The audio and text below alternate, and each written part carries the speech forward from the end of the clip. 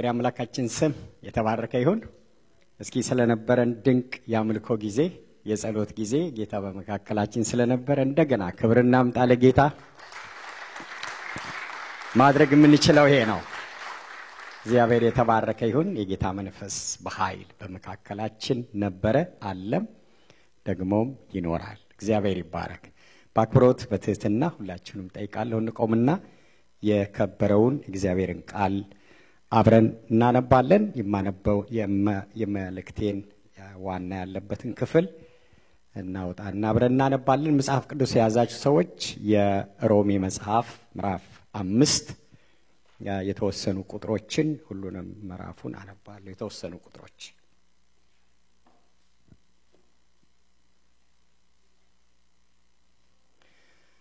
ሮሜ ምዕራፍ 5 ቁጥር 1 እንግዲህ በእምነት ከጸደቅን በእግዚአብሔር ዘንድ በጌታችን በኢየሱስ ክርስቶስ ሰላምን እንያዝ።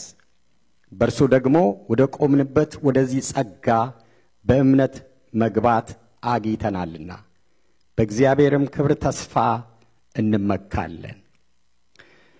ቁጥር 12 ስለዚህ ምክንያት ኃጢአት በአንድ ሰው ወደ ዓለም ገባ፣ በኃጢአትም ሞት፣ እንዲሁ ሁሉ ኃጢአትን ስላደረገ ሞት ለሰው ሁሉ ደረሰ።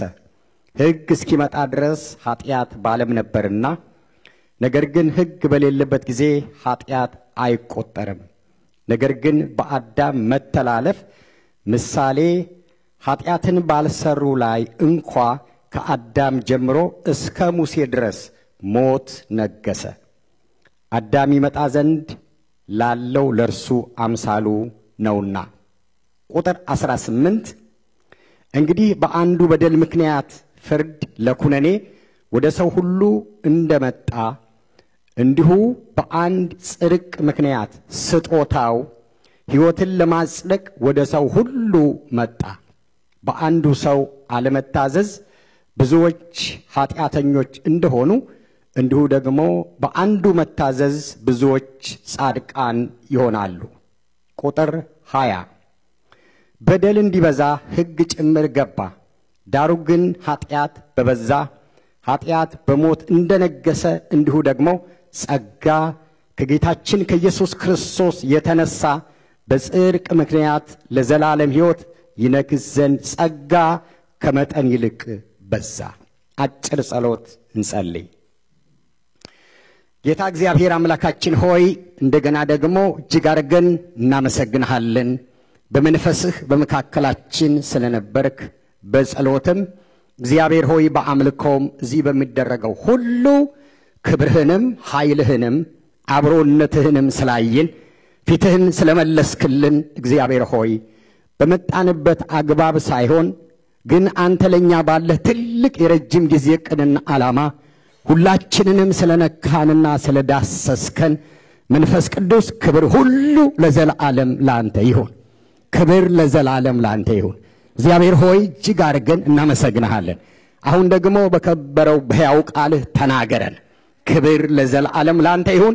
እዚህ የሚደረገው ክብር ሁሉ ለዘላለም ላንተ፣ በረከቱ ደግሞ ለሁላችን እንዲሆን እጸልያለሁ።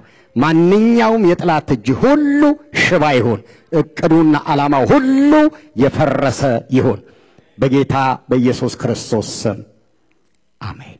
እንቀመጣለን።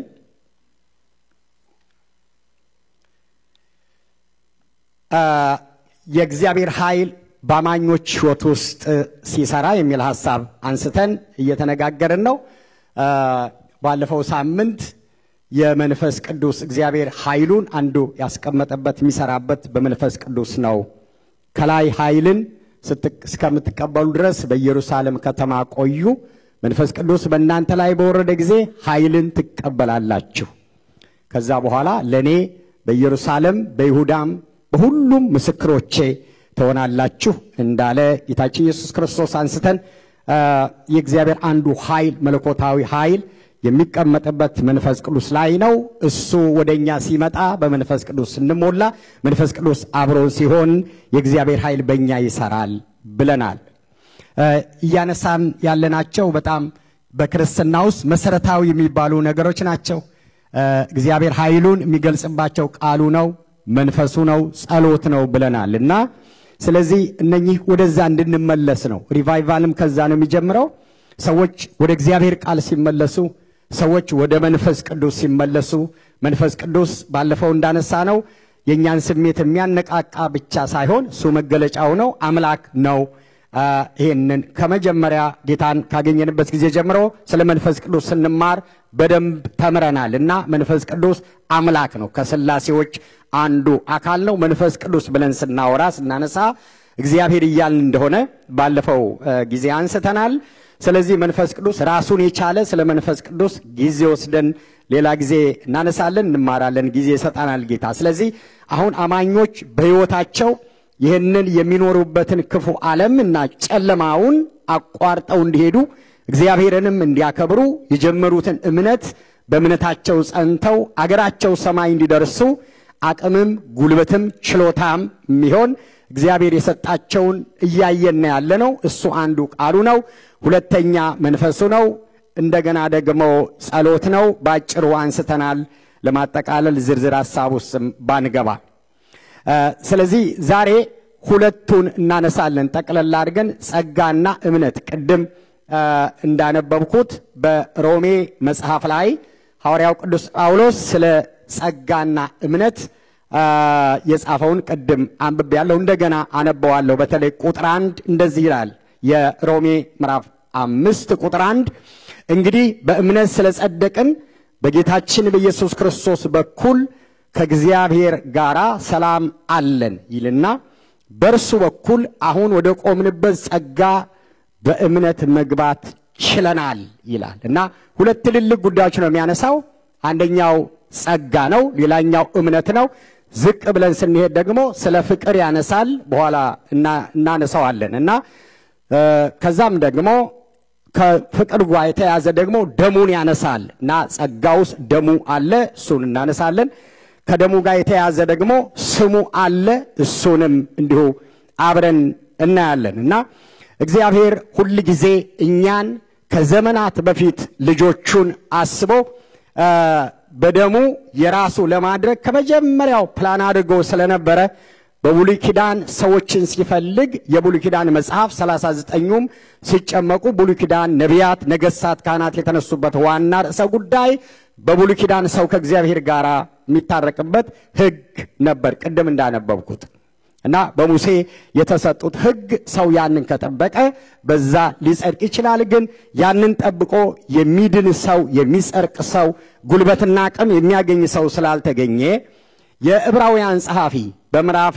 1 ላይ እንደጻፈልን ዘመኑ ሲደርስ በሁሉ ጎዳናና መንገድ ሁሉን ሞክሮ እግዚአብሔር በመጨረሻ አንድ በሆነው በልጁ በኢየሱስ ክርስቶስ ለኛ ተናገረን ተገለጠልን መጣልን ይላልና ስለዚህ ሐዲሱ ኪዳን የጸጋ ወይም ደግሞ የእግዚአብሔር ጸጋ ዓመት ነውና ሁላችን እዛ ውስጥ ነው ያለነው ከዚሁ ጋር በተያያዘ ደግሞ ቤተክርስቲያናችን ስሟ ጸጋ የኢትዮጵያ ወንጌላዊት ቤተክርስቲያን ነው እቺ ቤተክርስቲያን ስትመሰረት የነበሩ ሰዎች የነን ስም የተቀበሉ ሰዎች እግዚአብሔር አብስቶ ይባርካቸው ስለዚህ እኛም ተቀብለን ስለ ጸጋ ቤተክርስቲያን በጸጋ ቤተክርስቲያን ውስጥ ሚሰራውን የእግዚአብሔር ጸጋ መጽሐፍ ቅዱሳዊ ስለሆነ እሱን እናነሳለን እና ስለዚህ እዚህ ሮሜ መጽሐፍ ላይ ምዕራፍ 5 ላይ ጸጋው ይላል ሌላ እምነት ይላል ሌላው ፍቅር ይላል ምክንያቱም እንደዚህ አይነት ፍቅር የትም ታይቶ አይታወቅም ለበደለኞች የሚሞት ይላልና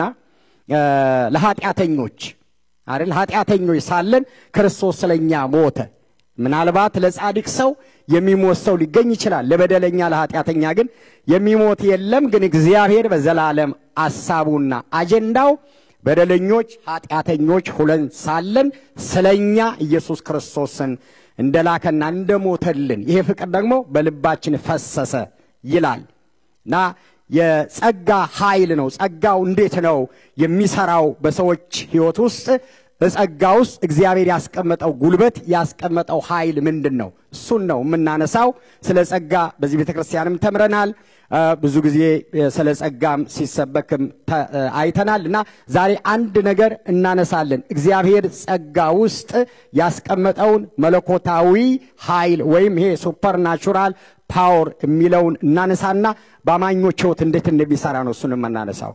የግሪኩን ትርጉም ወስደን ከዛ ጋር አንድ እዛ ውስጥ ያሉትን ነገሮች መጽሐፍ ቅዱስ ሐዲስ ኪዳን 27ቱ መጽሐፎች ኦሪጂናሊ የተጻፉት በግሪክ ነውና ስለዚህ ግሪክ ውስጥ የግሪኩ መጀመሪያ ሲጻፍ ወደ ተለያዩ ቋንቋዎች ከመተርጎሙ በፊት ዋና የተጻፈበትን ኦሪጂናል ትርጉሙን እናነሳለን።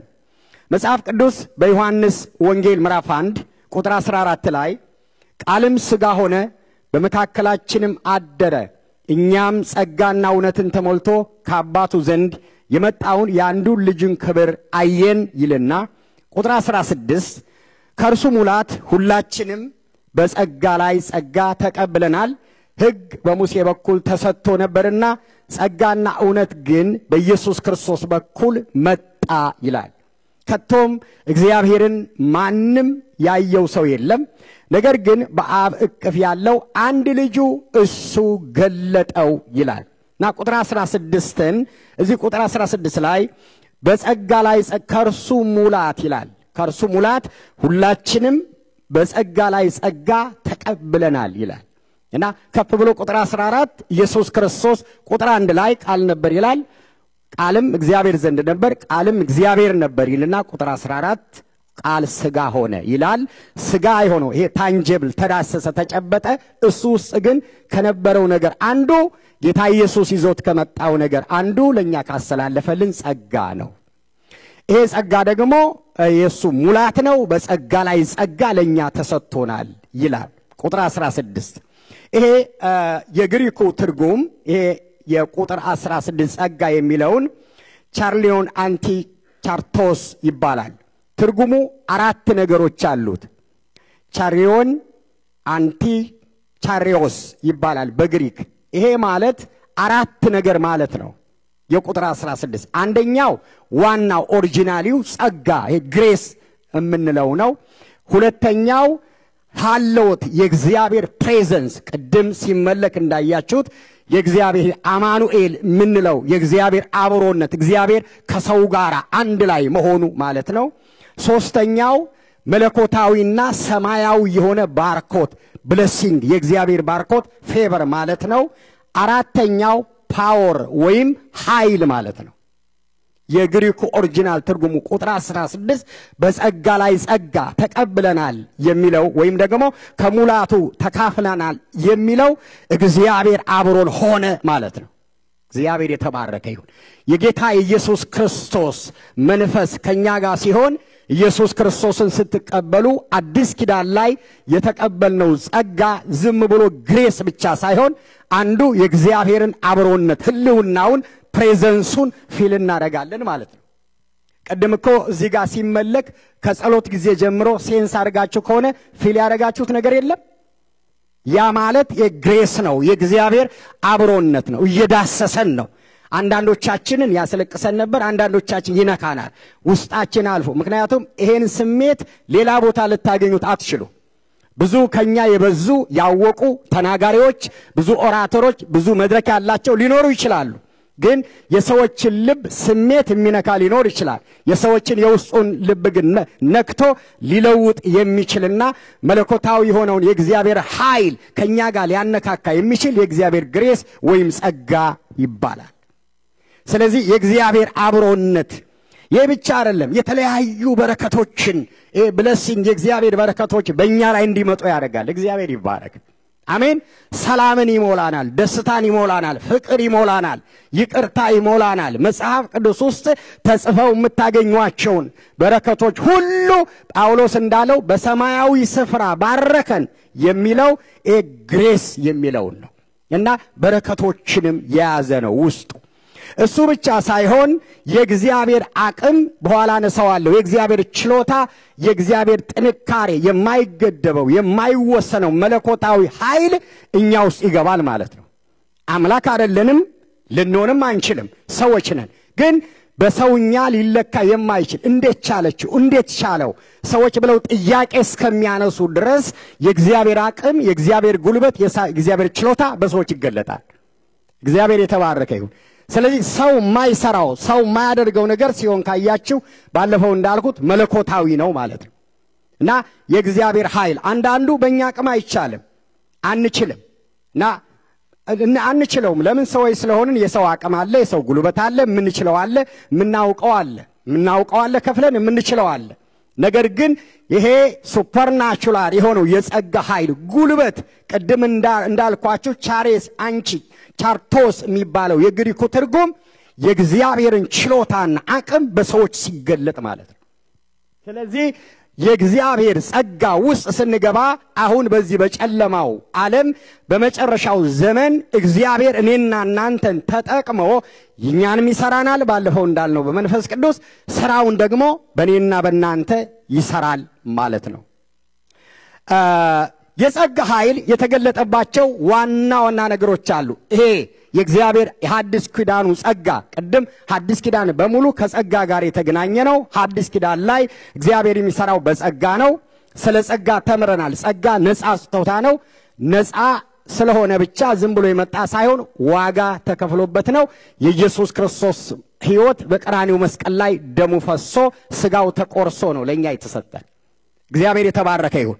ስለዚህ ይሄ ጸጋ የሚገለጥባቸው እነኝን አራቱን ስጦታዎቹ በረከቶቹ ኃይሉ የሚገለጥባቸው ብዙ መንገዶች አሉ። ዋና ጸጋ የሚገለጥባቸውን አራት ነገሮችን እናነሳለን ፈጠን ብዬ። የመጀመሪያው የእግዚአብሔር ጸጋ በሐዲስ ኪዳን ላይ በእኛ ውስጥ የተገለጠበት ዋናና ቁልፍ ነገር በሰልቬሽን ነው፣ በደህንነት ነው፣ በማዳን ነው። የመጽሐፍ ቅዱስ ኤፌሶን ምዕራፍ 1 ቁጥር 7 እስከ 9 በእርሱ እንደ እግዚአብሔር ጸጋ ባለጸጎች መጠን በደሙ የተደረገ ቤዛነት የኃጢአት ይቅርታ አገኘን ይላል። እግዚአብሔር የተባረከ ይሁን። አሜን። ይሄ ስናነበው ነው የኖርነው፣ እናውቀዋለን፣ ደግሞም አናውቀው። የእግዚአብሔር ጸጋ የመጀመሪያው ሐዲስ ኪዳን ላይ ለትውልድ ሁሉ ያደረገውና የሰጠው ትልቅ ስጦታ ሰልቬሽን ደህንነት ነው። እግዚአብሔር የተባረከ ይሁን። መዳን የምንለው ሰሞኑን የተማርነውና ታላቁ መዳናችን የመጣው በጸጋ ነው። ጸጋ በነፃ ምንም አስተዋጽኦ ሳናር የሰው ጥረት የሰው ዕውቀት የሰው መዋጮ ሳይኖርበት አብ በሰማይ አስቦ ኢየሱስን ልኮ ጌታችን ኢየሱስ ክርስቶስ በቀራንዮ መስቀል ላይ ራቁቱን ተሰቅሎ ለሰው ልጆች ቤዛ ሆኖ በነፃ የተሰጠን ነውና የመጀመሪያው ሐዲስ ኪዳን የጸጋ ሥራ ኃይል አቅም ሆኖ እኛ ውስጥ የሚሰራው ማዳን ነው። እግዚአብሔር ይባረክ። የሚያድነን ደግሞ ከጨለማ ሥራ ነው፣ ከሞት ነው፣ ከኃጢአት ነው። ስለዚህ ከኃጢአት የምንድንበት ምንም አይነት ኃይል የለም ከጸጋ ውጪ። ክብር ለእግዚአብሔር ይሁን። ጌታ የተባረከ ይሁን።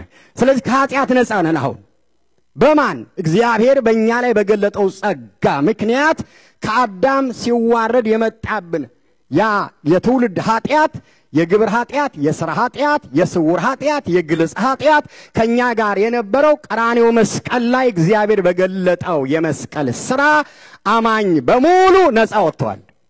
ክብር ለእግዚአብሔር ይሁን። ለዚህ ቃል አጨብጭቡ። ለሰራዊት ጌታ ለእግዚአብሔር ነፃ።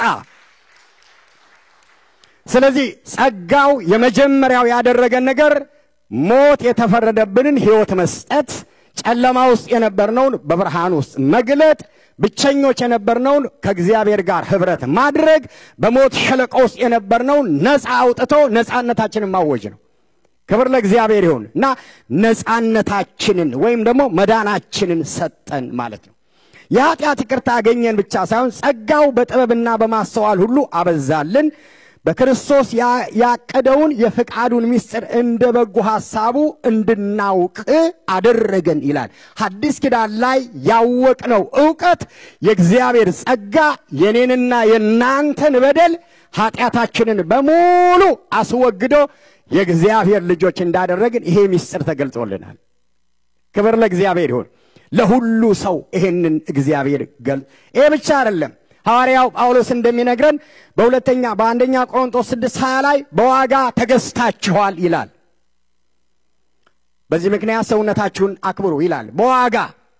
ስለዚህ ጸጋ ነፃ ቢሆንም ግን ዋጋ ተከፍሏል ያልኩት ይሄ ነው። ኢየሱስ ክርስቶስ እኔና እናንተ የሚጠይቅብንን ዋጋ ያንን በሕይወቱ ከፍሎ ነው ያዳነን። ኤፌሶን 2:8 ላይ በእምነት በጸጋው ድናችኋል፣ ይህም የእግዚአብሔር ስጦታ ነው እንጂ ከናንተ ግን አይደለም ይላል። የዳናችሁት በጸጋ ነው። ይሄን የተቀበላችሁት በእምነት ነው። የተሰጣችሁ ደግሞ በነፃ ነው። ይሄ ከማንም ሰው ጋር አይገናኝም፣ ነፃ ስጦታ ነው ይላል። ዋጋ ከፍሎበታል፣ እናንተ ጋር ግን የመጣው በነፃ ነው ማለት ነው። ስለዚህ ሐዲስ ኪዳን ላይ የእግዚአብሔር ትልቁ ስጦታ ለሰዎች ሰማይ የሚገቡበትን የደህንነት ስጦታ መስጠት ነው። ይሄንን ጸጋ ሰጥቶናል። ቲቶ ምዕራፍ 2:11 ላይ ድነት የሚገኝበት በእግዚአብሔር ጸጋ ለሰዎች ሁሉ ተገልጧል። ይህም ጸጋ ኃጢአትን በኃጢአት መኖርን ዓለማዊ ምኞትን ክደን በአሁኑ ዘመን ራሳችንን በመግዛትና በጽድቅ በእውነትም በመንፈሳዊ ሕይወትም እንድንኖር ያስተምረናል ይላል። እኔ በአዲሱ መደበኛ ትርጉም ነው የማነበው። የድሮው መደበኛ ትርጉም የያዛችሁ ሰዎች ምንድን ነው የሚለው? ሰዎችን ሁሉ የሚያድነው የእግዚአብሔር ጸጋ ተገልጧል ይላል። ሰውን ሁሉ ጥቁሩንም ነጩንም ሁሉን ሰው ሴቱን ወንዱን የሚያድን ሐዲስ ኪዳን ላይ ጸጋ የሚሰራው ትልቁ ዋናው ስራ ማዳን ነው። እግዚአብሔር የተባረከ ይሁን። ሁላችሁ የዳናችሁ ሰዎች ናችሁ። ክብር ለእግዚአብሔር ይሁን። ሁሉ ጊዜ ማመስገን ካለባችሁ ስለ መዳናችሁ አመስግኑ። የመጀመሪያው ስራው ይሄ ነው።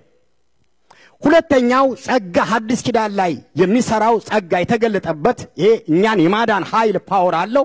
ሁለተኛው ደግሞ ማንጻትና መቀደስ ነው።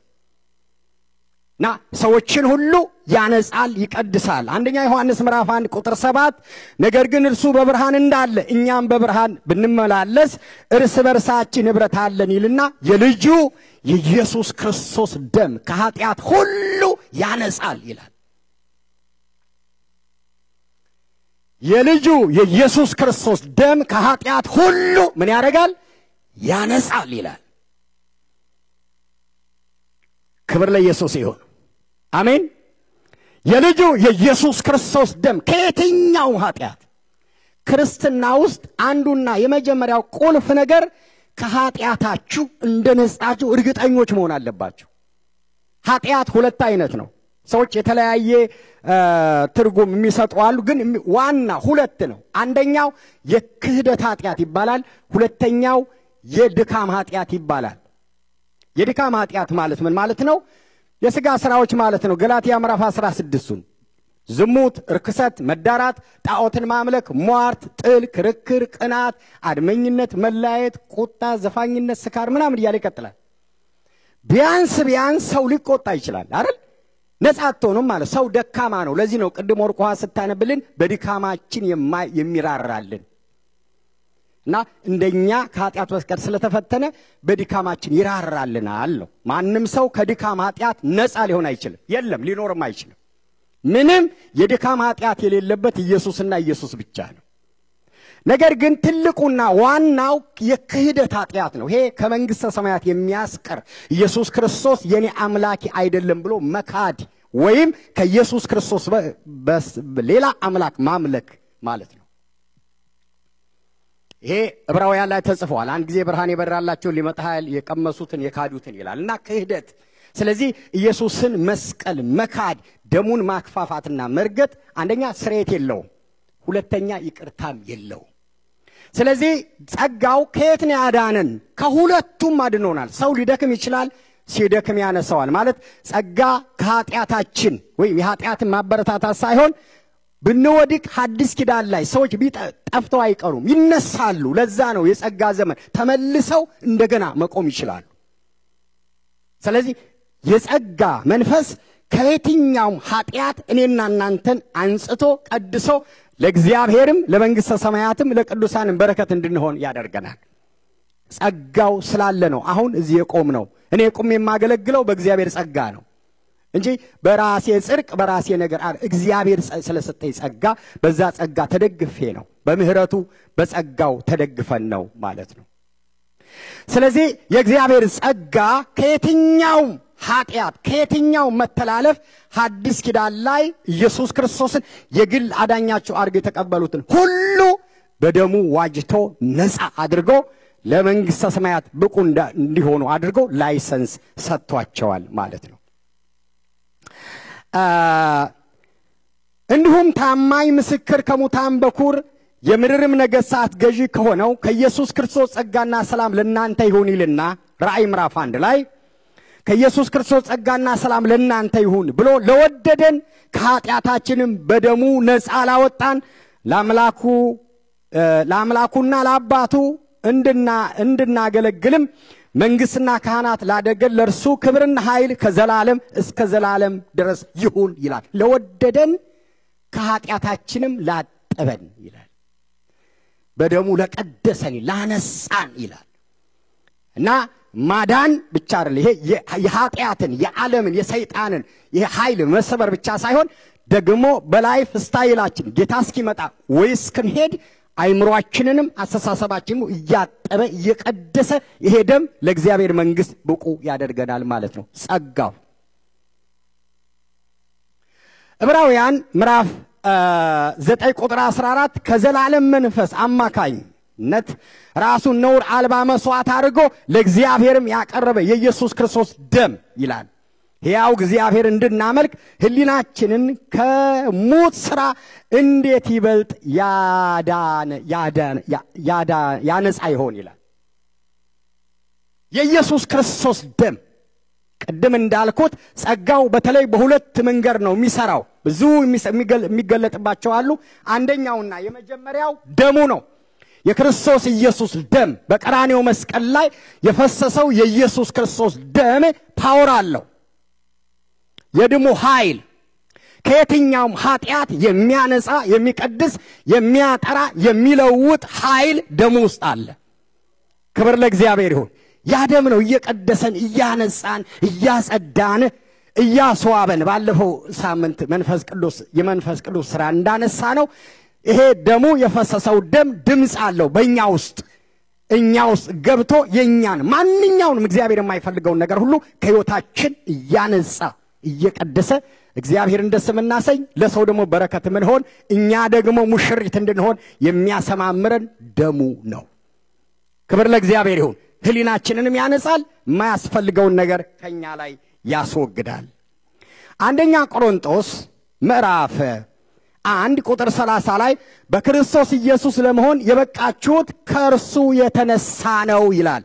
እቤቱ ያለነው አሁን አገልጋይም ተገልጋይም ምእመንን የሆነው በሙሉ ከዚህ ደምና ጸጋ የተነሳ ነው።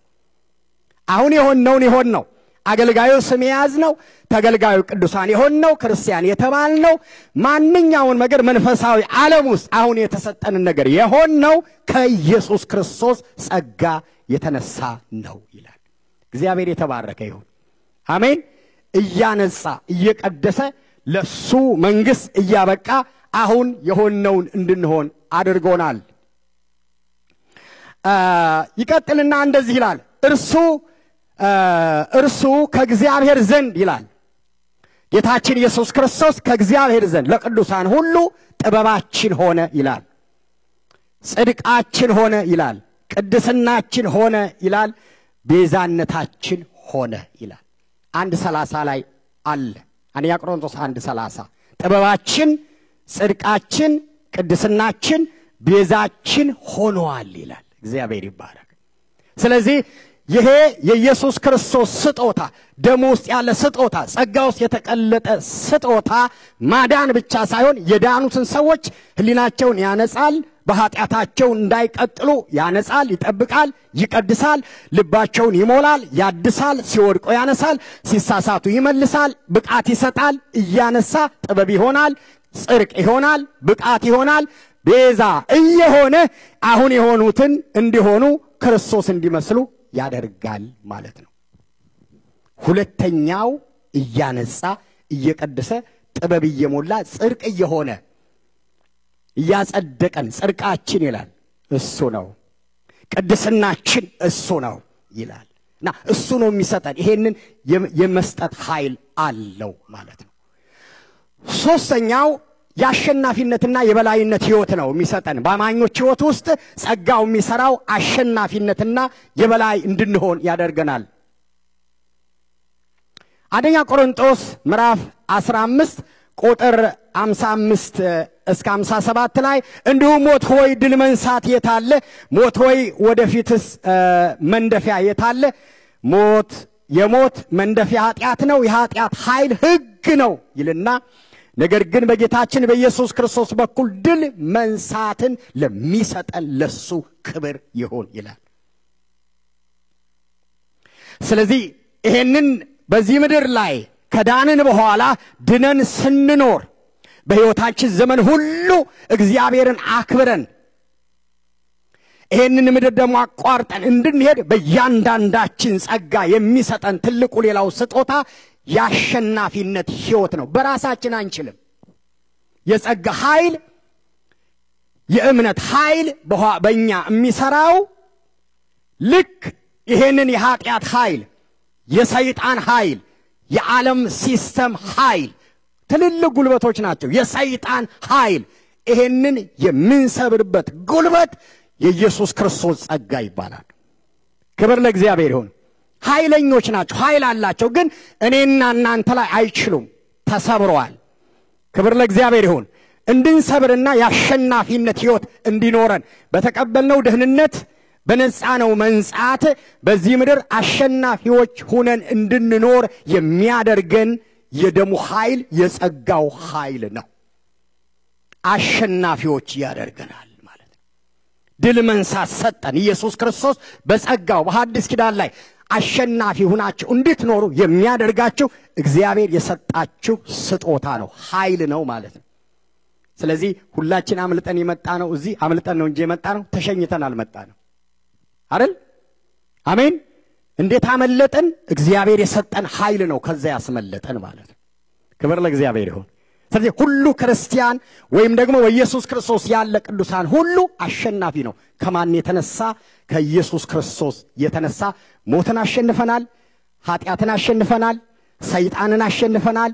የትኛውንም እዚህ ምድር ላይ ያለ ሲስተም በሙሉ አሸናፊዎች ሆነን እንድንኖር አድርጎናል። የአሸናፊነት ችቦ እጃችን ውስጥ አለ። እግዚአብሔር የተባረከ ይሁን።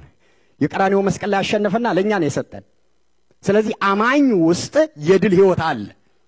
ክብር ለእግዚአብሔር ይሁን። ሁላችን ከሱ የተነሳ አሸናፊዎች ነን። አራተኛ እያሸነፍን ብቻ እንድንኖር ሳይሆን እሱን እንድናገለግል። ይሄ ነው ዋናው ፖይንቴ የተነሳንበትም። ይሄንን ዓለም ወይም ደግሞ የሰይጣንን ሥራ የኃጢአትን ሥራ አሸንፈን ቁጭ እንድንል ሳይሆን በእኔና በእናንተ ብቻ የሚሰራ ሥራ አለ። በእኔና በእናንተ ወንጌል ከኛ በፊት ነበረ፣ አሁን እኛ እጅ ነው ያለው። ከኛ በኋላ የሚመጣ ትውልድ አለ። እኛ ያንን ሰርተን ለቀጣዩ ትውልድ እንድናስረክብ እግዚአብሔር ይፈልግብናል። ስለዚህ የአገልግሎት ብቃት ነው የሚሰጠን።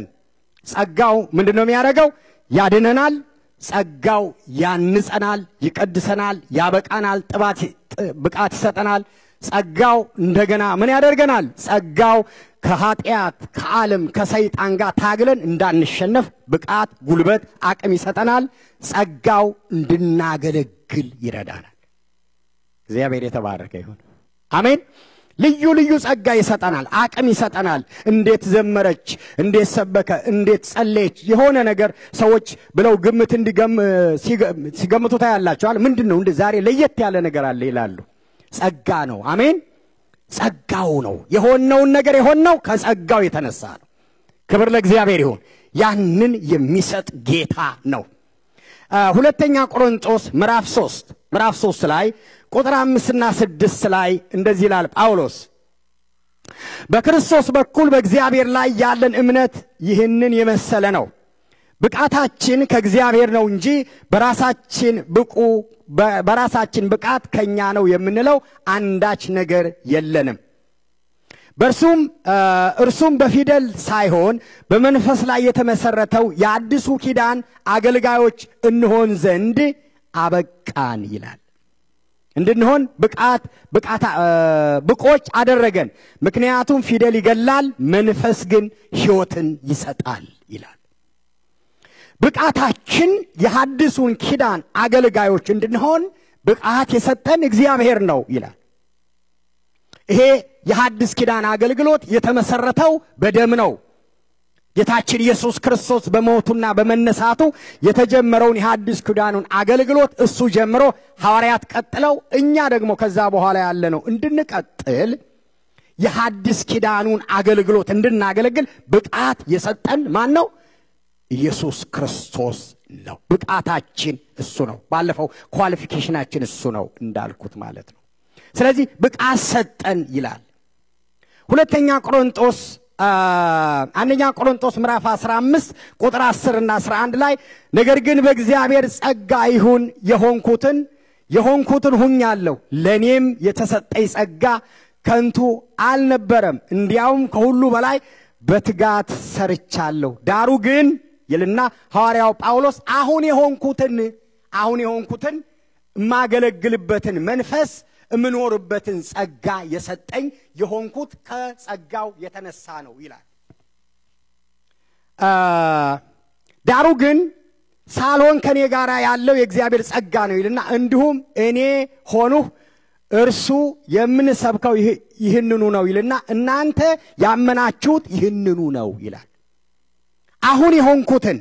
አሁን የተቀበልኩትን አሁን ያመንኩትን እምነት የምሰጠውን አገልግሎትና ኑሮዬን የተቀበልኩት ከጌታ ነው ይልና ይሄንን የሆንኩት ደግሞ በእግዚአብሔር ጸጋ ነው ይላል ከኃጢአት ማምለጡን በእግዚአብሔር ቤት መኖሩን አገልጋይ መሆኑን ለነሱ ማስተማሩን የእምነታቸው መሰረት ደግሞ ይሄ እንዲሆን መናገሩን ያደረኩት ከጸጋው የተነሳ ነው ይላል ስለዚህ ለአገልጋዮች የአገልግሎትን ብቃትን የሚሰጥ እንድናገለግል ጸጋ የሚሰጥ ዝማሬ የሚሰጥ ስብከት የሚሰጥ ስም የሚሰጥ ጸሎት የሚሰጥ እድሜ የሚሰጥ ጤና የሚሰጥ እድል የሚሰጥ ጊዜ የሚሰጥ ማን ነው ጌታ ነው በጸጋው በኩል ማለት ነው ስለዚህ አሁን የሆነው ከጸጋው የተነሳ ነው ስለዚህ የእግዚአብሔር ጸጋ ሁሉን ነገር ማድረግ የሚችል ከሆነ እኔና እናንተ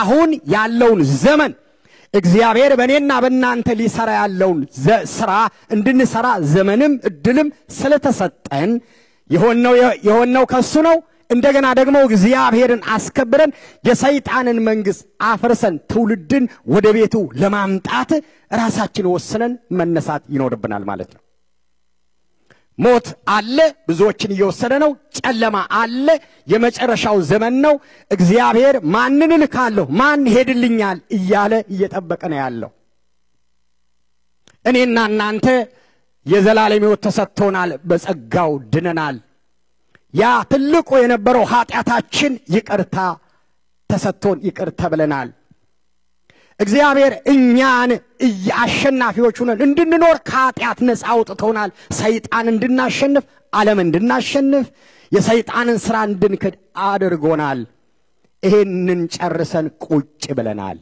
በእኔ ነው እግዚአብሔር ግን እያለን ያለው ተነሱ ነው እያለን ያለው እና እንድትነሱ እፈልጋለሁ ስንት ዘመን እንደቀራችሁ እንድታዩ እፈልጋለሁ ስራ ከፊት ለፊታችሁ አለ የወንጌል ስራ አለ እያንዳንዱ ሰው የሚሰራው የተለያየ ነው ምሰሩ ስራ አለ ተነሱ ለዛ ደግሞ ጸጋዬን ሰጥቻቸዋለሁ እያለ እግዚአብሔር የተባረከ ይሁንና ሁላችን ውስጥ የእግዚአብሔር ጸጋ አለ ያንን ጸጋ ይዘን እግዚአብሔርን ለማክበር የሰይጣንን መንግስት ለማፍረስ ትውልድን ለማዳን መነሳት ይኖርብናል ማለት ነው ስለዚህ የእግዚአብሔር ጸጋ የሚሰራው ስራ ብቃት ይሰጣል እንድናገለግል አቅም ይሰጣል ጉልበት ይሰጣል ጤና ይሰጣል የአገልግሎት ፍሬዎች ይሰጣልና ለዚህ እንድንነሳ እግዚአብሔር ይፈልጋል ሁሉ ሰው ይሄን እንዲያስብ እግዚአብሔር ይፈልጋል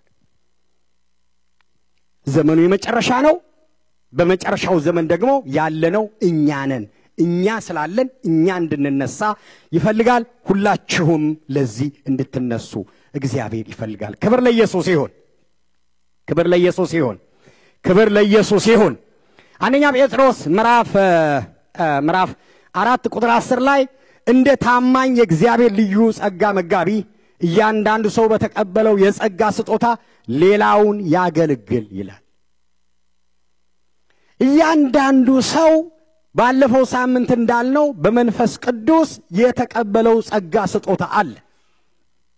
ጸጋ ልዩ ልዩ ስለሆነ እግዚአብሔር ለእያንዳንዳችሁ ልዩ ልዩ ጸጋ ስጦታ ሰጥቷቸዋል።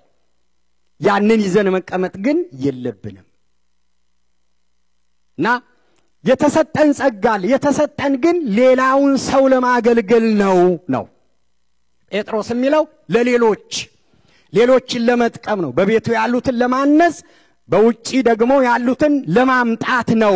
ሌሎችን ለማገልገል እግዚአብሔር እኔና እናንተን አድኖናል፣ ይቤቱ አስቀምጦ ይጠብቀናል፣ ጸጋ ሰጥቶናል፣ ፍሬ ደግሞ ይጠበቅብናል። እንደ ታማኝ የእግዚአብሔር ልዩ ልዩ ጸጋ መጋቢ እያንዳንዱ ሰው በተቀበለው የጸጋ ስጦታ ይላል። እግዚአብሔር የተባረከ ይሁን። ስጦታ ውስጣቸው አለ። በሱ እንድታገለግሉ ጌታ ይፈልጋል። በደንብ እምለውን በጥሞና ስሙን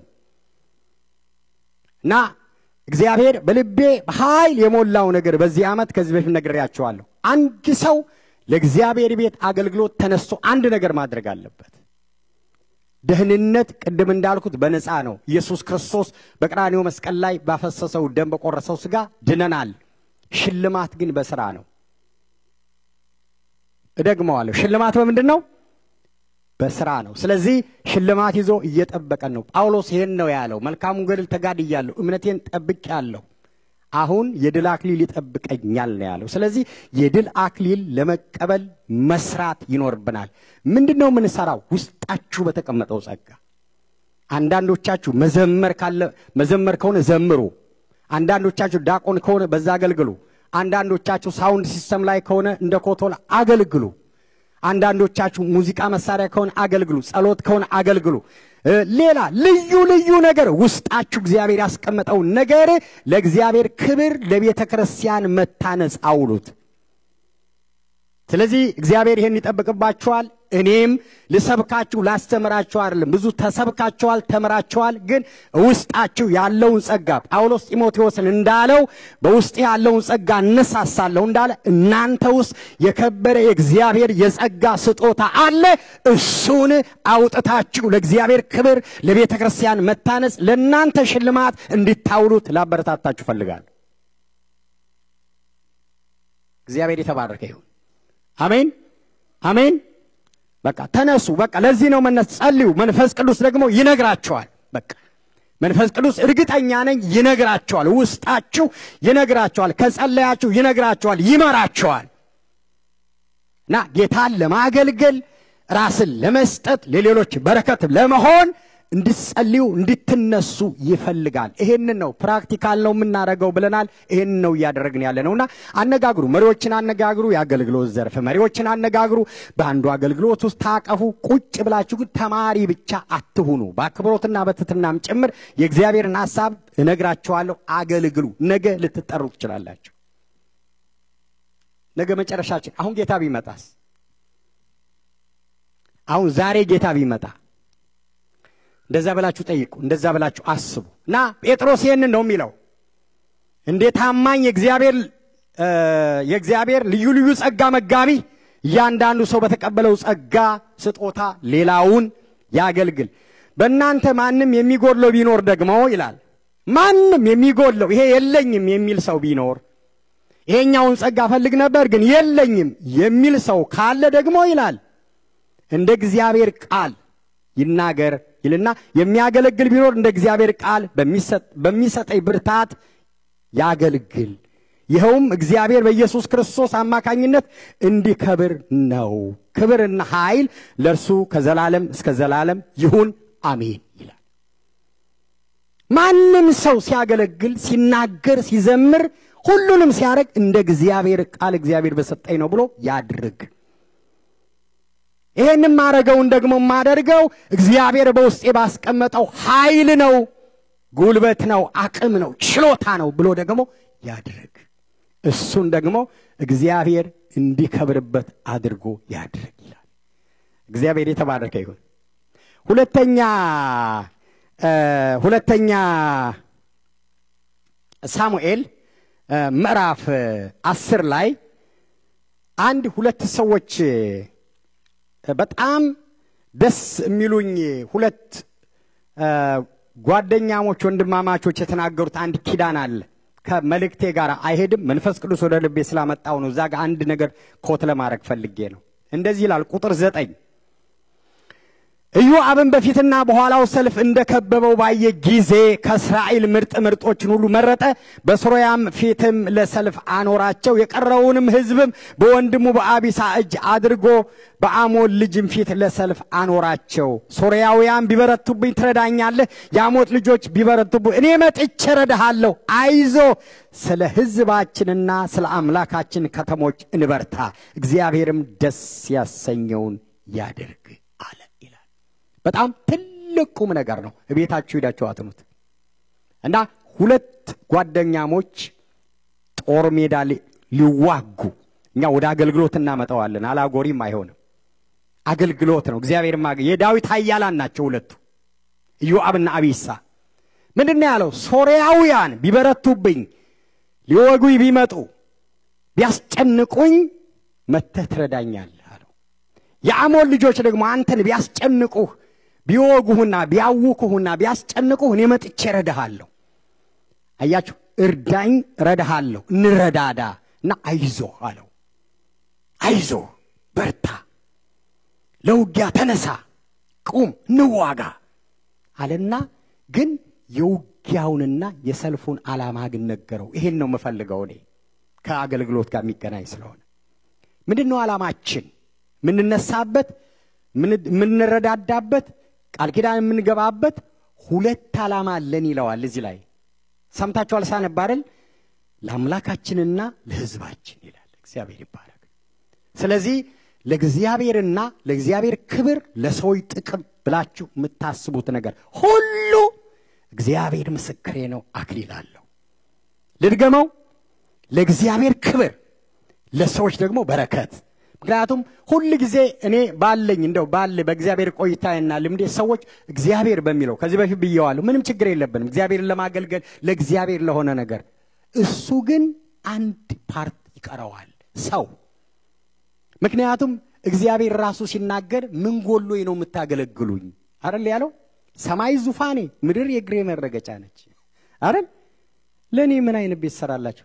እንደውም ሐዲስ ኪዳን ሐዋርያት ሥራ ላይ ምንድነው የሚለው? እግዚአብሔር ምንም ስለማይጎለው በሰው እጅ አይገለገልም ነው የሚለው አይደል? አታገልግሉኝ ማለት አይደለም። እግዚአብሔር የሚገለገለው በሰው ነው። ምን ማለት ነው? ሰውን ነው የምናገለግለው ማለት ነው። መሰረቱ ጽድቅ ይሁን እውነት ይሁን መጽሐፍ ቅዱሳዊ ይሁን እንጂ ሰዎችን ነው የምናገለግለው። ሰዎችን ስናገለግል ነው እግዚአብሔር የምናገለግለው ማለት ነው። እና እግዚአብሔር የሚፈልገው ያ ነው። ሐዋርያትን፣ ነቢያትን፣ ነገስታትን የጠራው ለሰዎች ነውና አቢሳና ኢዮአብ እርዳኝ እረዳሃለሁ አይዞህ የተባባሉበት ትልቁ ዓላማ ለአምላካችን ለሕዝባችን።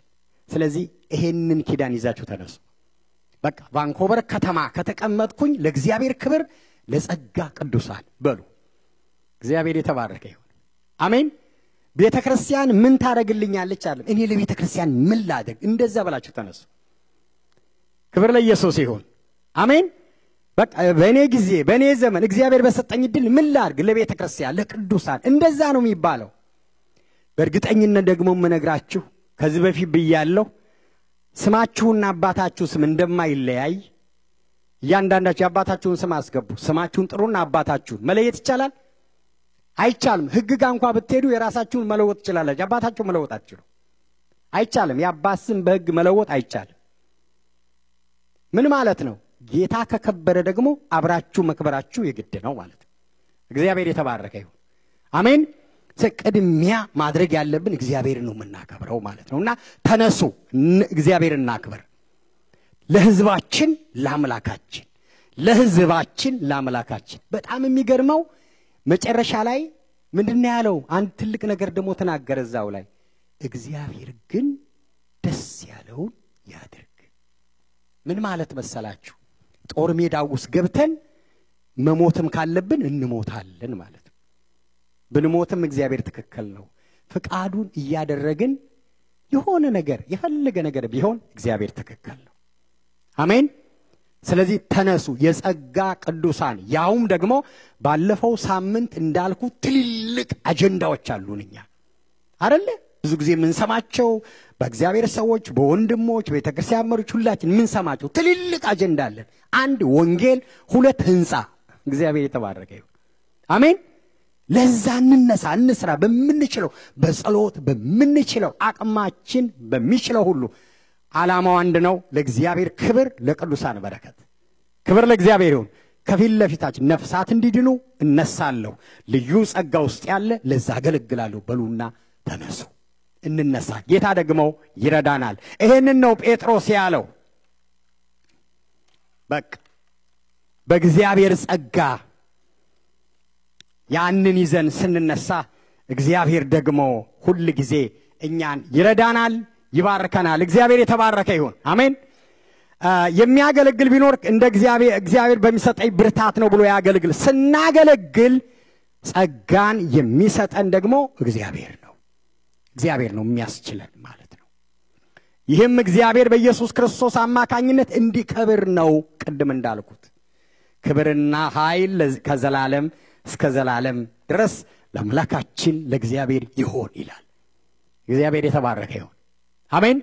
ስለዚህ ጸጋው በሐዲስ ኪዳን የተገለጠባቸው ዋና ዋና አራት ነገሮች፣ አንዱ እኛን ከዘላለም ሞት ማዳን፣ ስንኖር ደግሞ ኃጢአታችንን እያጠበ የዕለት ነገራችን እየሰራ እያነጸ እየቀደሰ እያጸደቀ ጥበብ እየሞላ በቤቱ ማኖር።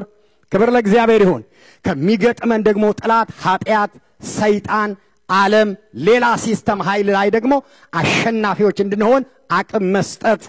ይሄን እየሰጠ ደግሞ ታላቁን የእግዚአብሔርን ሥራ ወንጌልን እንደተሰጠን ጸጋ እንድናገለግል ብቃት መስጠት ነው። ክብር ለእግዚአብሔር ይሁን። እምነት ሌላው ከጸጋ ቀጥሎ እምነት፣ የእምነት ኃይል ተሰጥቶናል። ጸጋ የተሰጠን እነኚህን ብቻ አይደለም፣ ብዙ የተለያዩ ናቸው። ዋና ዋናዎቹ በዚህ ስር ይጠቃለላሉ። እምነት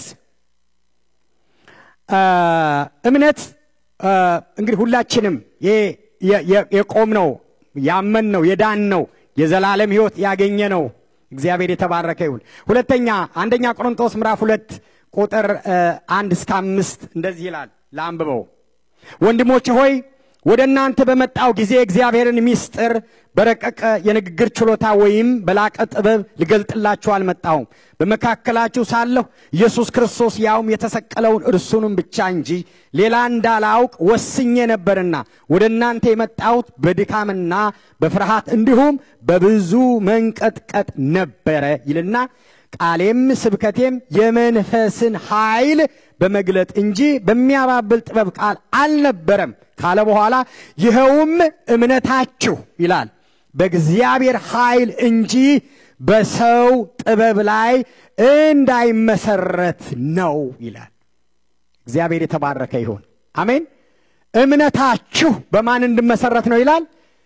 በእግዚአብሔር ላይ እንዲመሰረት ነው ይላል። እግዚአብሔር የተባረከ ይሁን። አሜን። እምነታችን በማን ላይ ነው የተመሰረተው? በእግዚአብሔር ላይ። በእግዚአብሔር ላይ የተመሰረተ እምነት ደግሞ ሁሉ ጊዜ አሸናፊ ነው። እያሸነፈ እያበበ ሁሉንም እየወረሰ ነው የሚሄደው። ክብር ለኢየሱስ ይሁን። ክብር ለኢየሱስ ይሁን።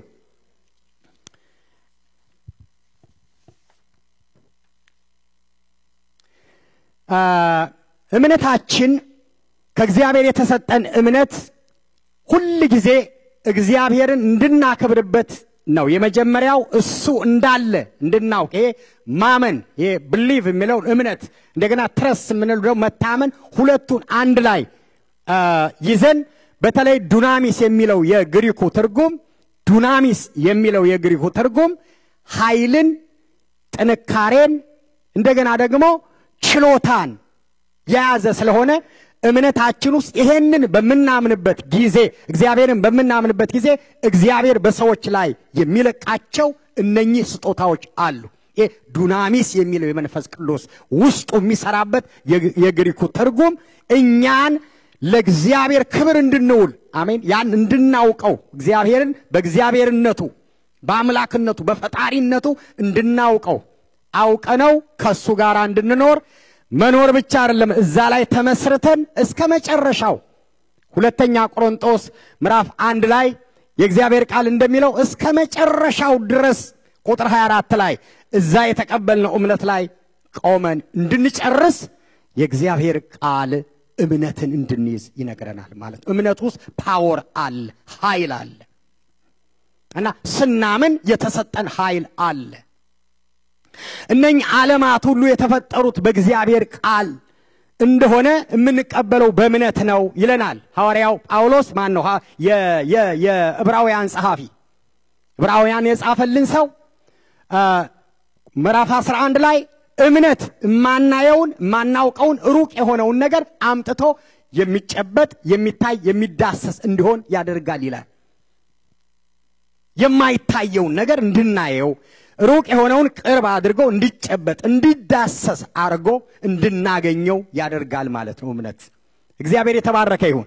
ስለዚህ እምነታችን በማይታየውን እግዚአብሔርን አይተን ኢየሱስ የዛሬ 2000 ዓመት ሞቶላቸዋል ተብለን እሱን ተቀብለን ጌታ የተባረከ ይሁን አሜን። በዛ ያንን ደግሞ እየተለማመድን ነው አሁን ያለን። አገራችሁ ሰማይ ነው ሲለን የእግዚአብሔር ቃል ልክ ነው ብለን ተቀብለን ሰማይ ቤት እንዳለን አውቀን ምንም ሳንጠራጠር እግዚአብሔርን እናመልካለን ማለት ነው። እግዚአብሔር የተባረከ ይሁን። ይሄን እንድናረግ እንድንወረን ያደረገው ደግሞ ዱናሚስ ይባላል። በግሪክ ዱናሚስ የሚለው የኃይል ምንጭ የእግዚአብሔርን ጥንካሬ የእግዚአብሔርን ስልጣን የያዘው ኃይል እግዚአብሔርን አምነን ያመንነው እምነት ላይ ቆመን እንድንጨርስ የሚያደርገን ነው ማለት ነው። እግዚአብሔር የተባረከ ይሁን አሜን። በዚህ ቃል ላይ ቆመን እግዚአብሔር ለኛ ያለውን ዓላማ አውቀን ጨርሰን እሱንም አክብረን እኛም ደግሞ እንድንሸለም ጌታ ይርዳል። የተቀበልነውን እምነት በመጀመሪያ የዛሬ 2000 ዓመት ቀራንዮ መስቀል ላይ የተመሰረተውን እምነት ለመዳናችን የሆነውን እምነት እሱን ተቀብለን በዛ በእምነት ኃይል ምክንያቱም የዕብራውያን 11 ጸሐፊ በእምነት ሰዎች የሰሩትን ሥራ በሙሉ ዘርዝሮ ጽፎልናል። አንብቡት ሂዱና። ያንን ይዘን ሁሉ ጊዜ እግዚአብሔርን እያከበርን ማገልገል እንድንችል ጌታ ይርዳል። እምነት ይታያል። እኛ አምኛለሁ አሁን ያዕቆብ እንዳለው አንተ እምነት አለህ አንተ ሥራ አለህ እስካሳየኝ ቢል ይታያል። እምነት ይታያል። የሚታይ ነው። የማይታይ ይመስላል ግን ይታያል። እግዚአብሔር የተባረከ ይሁን አሜን። ስለዚህ ስናምን እናያለን አይደል? ምሳሌ እንደውም አለን አይደል? የዛሬ 2 ዓመት ታሳውሱ እንደሆነ ቪዲዮ አለ። ወደ ኋላ ሄዳችሁት እዚህ መድረክ ላይ እዛኛው ቸርች ሆነን የዛሬ 2 ዓመት በኋላ ቸርች ይኖረናል ብሎ ጌታ ተናግሮናል። ሂዱና እዩት። እና ምንም የለም የዛ ቦታ የለን ብር የለን ያስቀመጥነው የለን ዘመድ የለን የምናቀው ባለስልጣን የለም። እግዚአብሔር እምነት ነው አይደል? ቢያንስ አሁን ቦታ አለን 9 ሚሊዮን ብር ቫልዩ ያለው ማለት ነው አይደል? ይሄ ማለት ነው እንደዚህ ይጨበጣል ማለት ነው። እግዚአብሔር የተባረከ ይሁን። ደግሞ እድሜና ጤና ከሰጣችሁ የዛሬ 3-4 ዓመት ምናልባት ከ6 ዓመት የማይበልጥ ደግሞ ቸርች ውስጥ ገብተን እናመልካለን። አጨብጭቡ ለዚህ ጌታ የተባረከ ይሁን። እምነት እንደዚህ ነው። እስኪ በደንብ አጨብጭቡ። ጌታ የተባረከ ይሁን። ምክንያቱም ይታያል። ስታምኑ ትጨብጣላችሁ ማለት ነው። እንደዛ ነው ክርስትና። እንደውም መጽሐፍ ቅዱስ ዕብራውያን ምዕራፍ 11 ቁጥር 6 ላይ ያለ እምነት እግዚአብሔርን ደስ ማሰኘት አይቻልም ይላል። እግዚአብሔር ሲታመን ነው ደስ የሚለው። ክብር ለኢየሱስ ይሁን። ክብር ለኢየሱስ ይሁን አሜን። ስናምነው ደስ ይለዋል አይደል? እግዚአብሔር የሚታመን አምላክ ነው እንዴ። መኪናችንን እንኳን ፍሬኑን አምነን እየነዳን እዚህ መተን የለ እንዴ? ኃይሌ ገብረ ሥላሴ ጉልበቱን ተማምኖ ይቻላል ካለ እንዴት ሰማይና ምድርን የፈጠረ ጌታኛ አምነን ሁሉን ነገር እንዴት አንችልም ከጌታ ጋር? እስኪ ይችላልው የሚል ለጌታ ያጨበጭባል። በእምነት ይቻላል። ስለዚህ ምልላችሁ ነው እምነት ይታያል፣ ይዳሰሳል። የማይታየውን እንደሚታይ አድርጎ ያመጣና እጃችን ያስገባዋል ማለት ነው። ስለዚህ መዳናችንም እርግጠኛ ነን። መዳናችን እርግጠኛ ነው። መጽደቃችን እርግጠኞች ነን። አገር እንዳለን እርግጠኞች ነን። አይን ያላየችው ጆሮ ያልሰማው በሰው ልብ ያልታሰበ ይላል አይደል? ግን ነው የምትሉ ስንቶች ናቸው? አለ አይን ያላየው ጆሮ ያልሰማው። አጨብጭቦ ለሰራዊት ጌታ ለእግዚአብሔር። እምነት ነው ይሄ። ቀደም አበባ ጌታ ይባርክሽ። እስኪ ለአበባ አንድ ጊዜ አጨብጭቡ። ግዴላችሁ ለክብር ለኢየሱስ ይሁን። ደግሞ ለቆዩ ሰዎች አንድ ጊዜ አጨብጭቡ። ክብር ለእግዚአብሔር ይሁን። ለነማሜ ለማሚዬ ማሚ ለነታዴ እግዚአብሔር ይባርካችሁ። ለሽማግሌዎች እዚህ ላይ ያላችሁ ለድሮዎቹ ሰዎች አንድ ጊዜ አጨብጭቡ በደም ለነ ዶክተር ገብረ ሕይወት። ምክንያቱም እነሱ ይኸው ጸንተው ስለቆሙ ነው እኛ ሁሉ መተን እዚህ የምናገለግለው አይደለም እንዴ? ይሄን ጠብቀን ነው መሄድ። ይሄን ጠብቀን እነሱ ደግሞ እኛ ብቻ እንዳይሉ ደግሞ ትውልድም አለ አይደል? ቅብብሎች ስለሆነ አይደል እንዴ? አይደል? ስለ ሁሉን ቫላንስ አድርገን ያሉትን ጠብቀን የሚመጣውን ይዘን ቫላንስ። ምክንያቱም እግዚአብሔር ሰፊ እጅ አለው። ጌታ የተባረከ ይሁን። ሁላችንም ይችለናል። አሜን አሜን። እግዚአብሔር ሰፊ እጅ አለው ምትሉ እስኪ አጨብጭቡ። ጌታ የተባረከ ይሁን። ሰፊ እጅ አለው ሁሉም ሰው እና ምን አለች? ድሮ እንደዚህ ብለን እንዘምር ነበረ። ምን ዘምረው መዝሙር ነው ስትል በጣም ልቤ ተነካ ማለት ድሮ። በቃ እግዚአብሔር ይባረክ። አሁን ያንንም እየዘመርን ደግሞ ሌላ መዝሙር የሚዘምሩ ደግሞ ያስነሳልን አይደል አይደል? የድሮውንም እንዘምራለን፣ አዳዲስም ይነሳ። እሱም ብቻ አይደለም እንዘምረው። እንደዛ ነው እና አብረን ተያይዘን ባለፈው ሳምንት ጌታ እንዳለ መንፈስ ቅዱስ የሚሰራው አንድነት መንፈስ ሲኖር ነው ማለት አንድ ቪዥን፣ አንድ ሰው፣ አንድ ህዝብ፣ አንድ አምላክ፣ አንድ ጌታ። ጌታ የተባረከ ይሁን። ጌታ የተባረከ ይሁን። አንድ ስንሆን ጌታ ደስ ይለዋል። እስኪ ጌታ ደስ ይለዋል የምትሉ አጨብጭቡ። አንድ ስንሆን ክብር ለኢየሱስ ይሁን። እና ስለ እምነት ነው እየተናገርኩ ያለሁት። እመኑ። እግዚአብሔር ይታመናል። እጅን አፍ ላይ የሚያስጭን ነገር፣ ጠላትን የሚያሳፍር ልጆቹን የሚያስከብር ነገር እግዚአብሔር እዚች ቤተክርስቲያን ላይ ያደርጋል። አሜን በሉ። አሜን በሉ።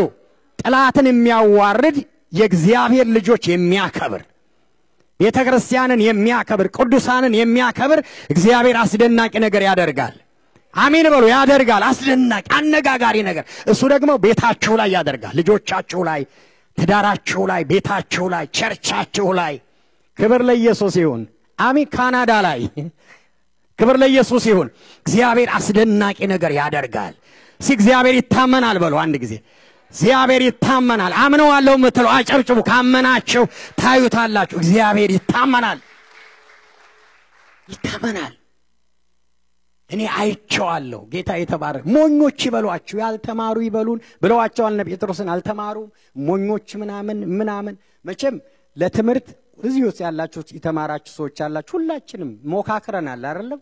ትምህርት ከዚህ በፊት ብያለሁ። ዛሬ ላረጋግጥላችሁ እንደገና ያለ መንፈስ ቅዱስ የተቀቀለ ሽምብራ ነው። የትኛውም ሴኩላር በሉት ምናምን ምን ማለት ነው? የእግዚአብሔር መንፈስ ከሌለበት ብዘሩት አይበቅልም። መንፈሳዊነት ደግሞ ያለ ዕውቀት ፍሬን የሌለው መኪና ነው። ግልጽ ነው። ነግሬያቸዋለሁ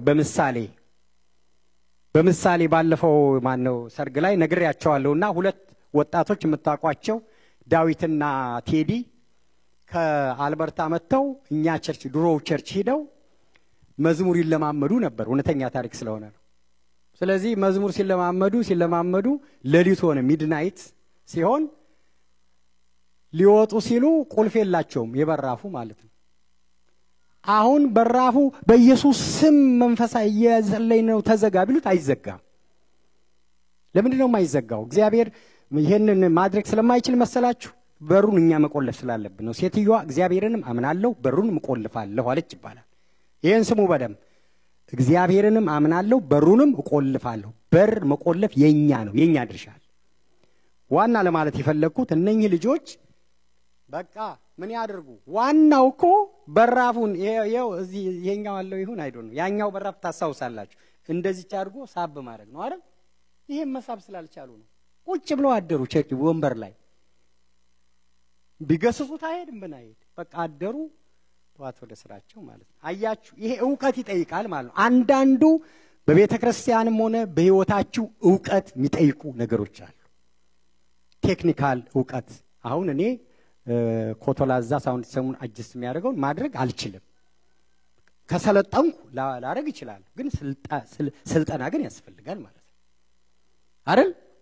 ስለዚህ አይለያዩም ለማለት ነውና ዕውቀትን ማትጥሉ መንፈሳዊነትን ማትጥሉ አንድ ላይ ነው የሚሄደው ማለት ነው። አንዱን ገንጥለን የሚያስፈልጉ ነገሮች ስላሉ ነውና እንደዚህ በርስቦ ለመቆለፍ ስላላወቁ ቸርች ውስጥ አደሩ።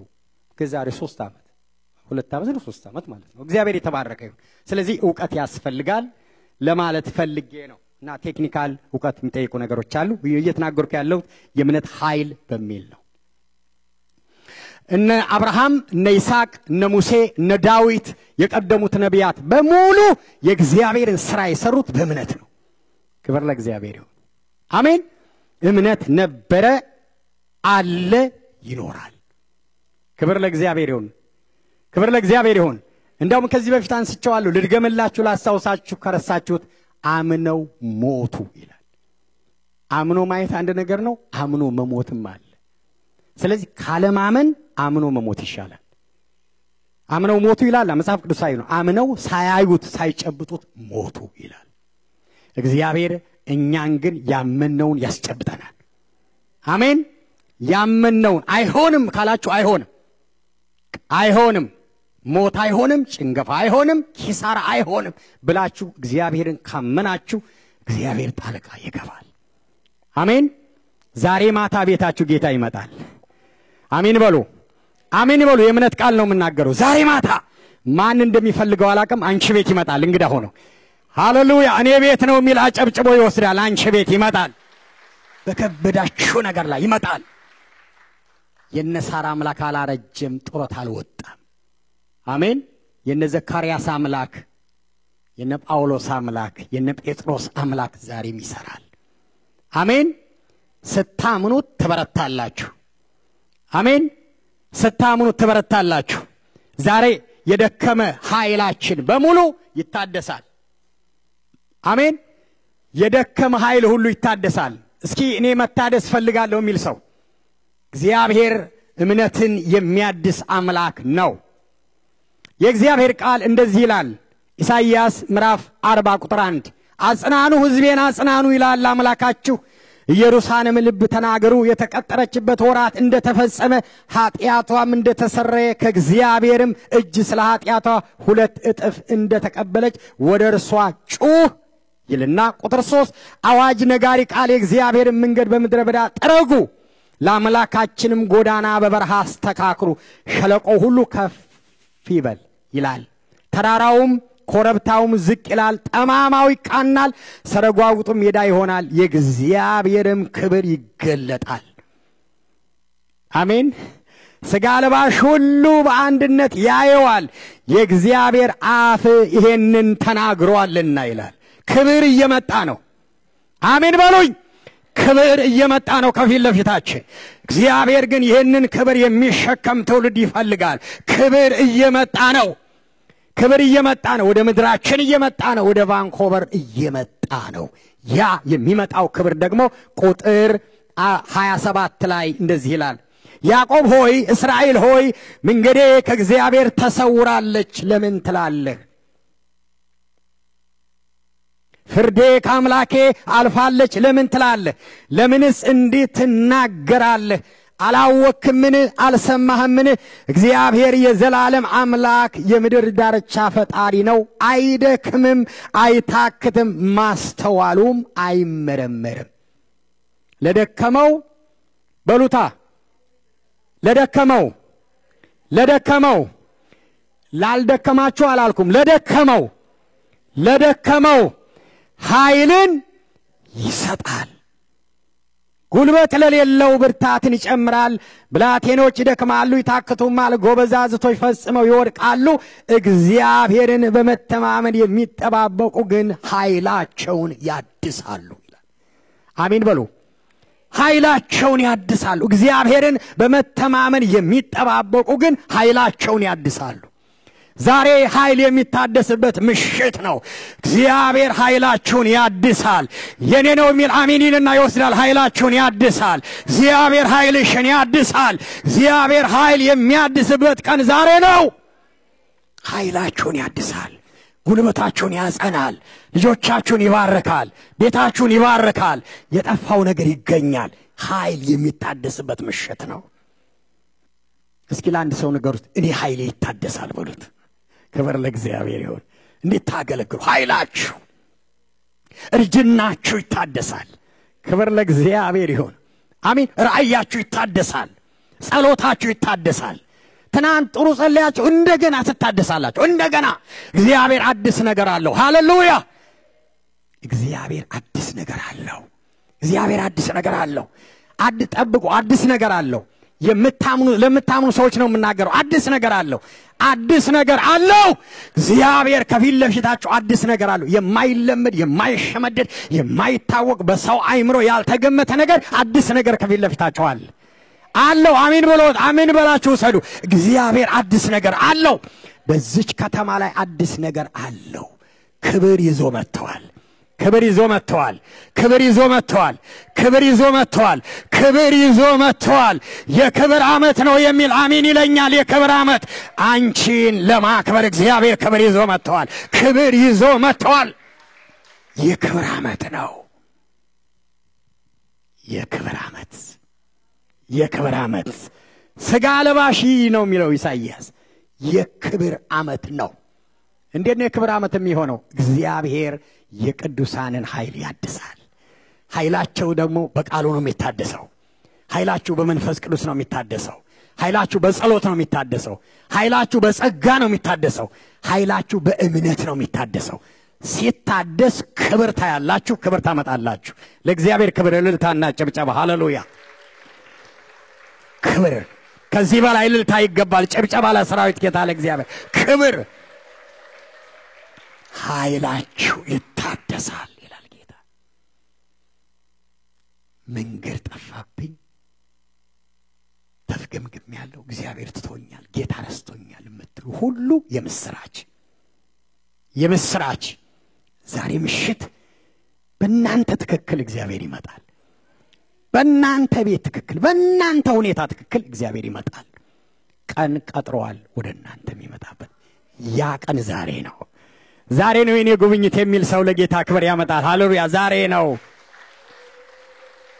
ቀኑ፣ ዛሬ ነው።